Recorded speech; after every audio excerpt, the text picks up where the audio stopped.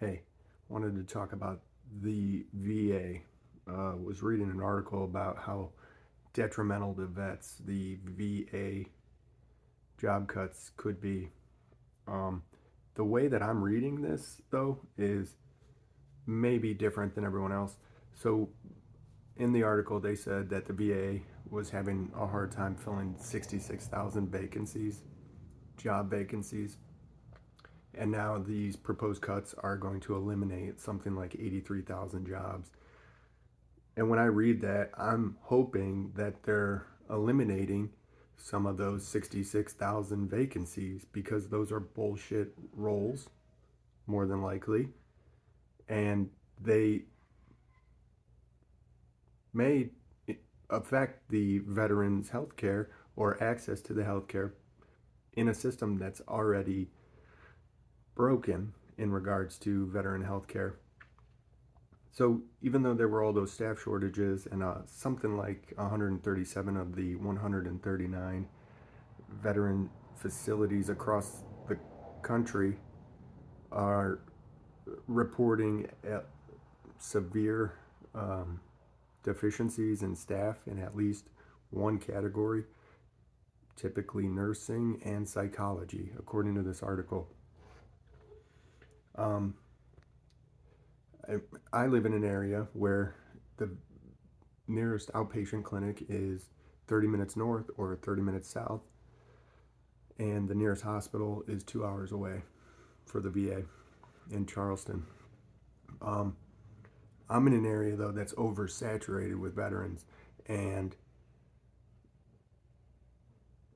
active duty and families, and we're underserved here. It almost as if the VA wasn't expecting it.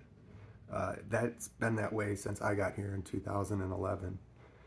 And in Savannah, as an example, they built another VA outpatient clinic in 2016. I think it opened when they were in the old clinic. It was a terrible facility, and it was desperately needed that they needed to expand their facility.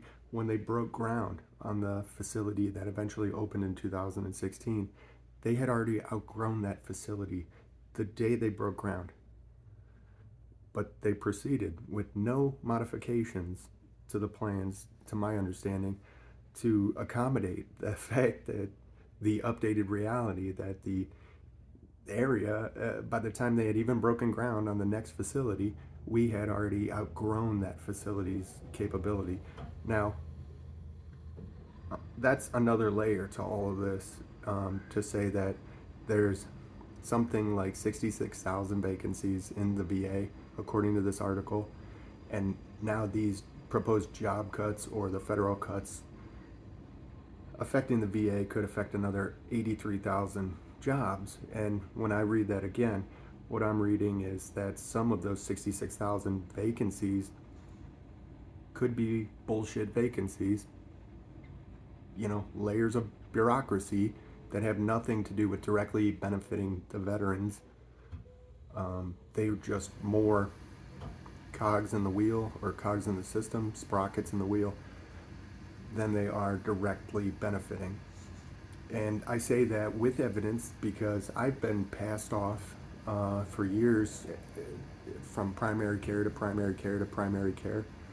Either the VA can't keep them or the idealists, the good ones, are getting burnt out. Um, the VA has a recruiting and retention problem, and it's become the veterans issue, which is utter bullshit.